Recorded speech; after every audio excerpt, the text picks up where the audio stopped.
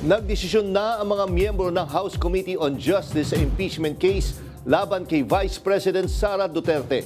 At ang naging hatol, unanimous ang mga mambabatas na may probable cause sa mga reklamong kinakaharap ng pangalawang Pangulo. At live mula sa Batasang Pambansa, may live report si Mari Ocampo. Mari, kamusta? Jack, tama ka nga no. Gaya nga ng inaasahan nitong mga nakaraang araw, idineklara na nga na mayroong probable cause ang dalawang impeachment complaint laban kay Vice President Sara Duterte. Pero bago nga mapunta sa puntong iyan, nagkaroon pa ng maikling debate kung dapat nga ba na magbotohan ngayong araw.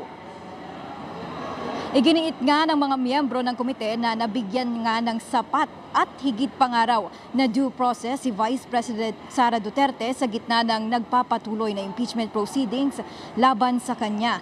Ayon kay Justice Committee Chair Jervil Luistro, mula pa lamang sa simula ng proseso ay sinikap na nga ng komite na sundin at higitan pa nga ang itinakdang pamantayan ng due process, kabilang na nga ang paulit-ulit na pag-anyaya sa Vice Presidente na dumalo sa mga pagdinig na hanggang ngayon nga ay hindi pa rin niya ginagawa. Kanina nga nalaman natin na nasa Laguna ang Vice Presidente at umattend ng isang event para nga sa tinatawag na OVP exhibit nga raw, no? Pero sa kabila nito, lumalakas ang panawagan ng ilang mambabatas na tuluyan ngang magbotohan ng komite para nga sa determination of probable cause.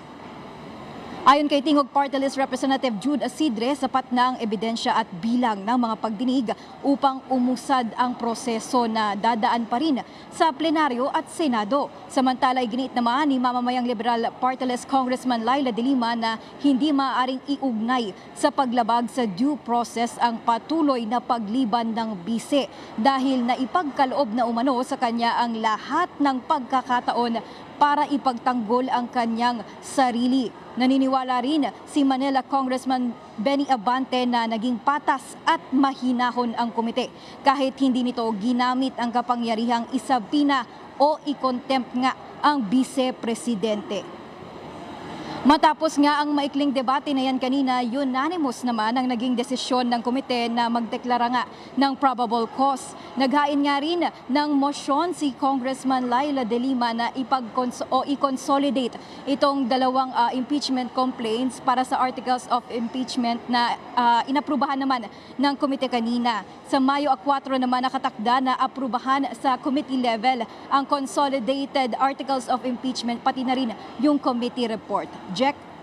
Mari, ganito, yung paano yung naging deliberation nila dun sa alleged, yun sa mga threat ng Vice President dito nga sa ating Pangulo, paano nila dineliberate to?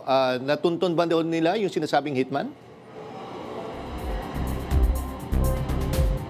Jack, kanina habang hinihimay nga nila yan yung sa threat, ipakita kanina ni Congressman De Lima pati na rin ni Congressman Abante na meron nga raw talagang probable cause mula pa lamang doon sa pagbabanta ng ikalawang Pangulo dahil ayon nga sa NBI kanina na-authenticate nila na hindi AI itong video ng ikalawang Pangulo. Jack? Okay, maraming salamat, Mari Ocampo.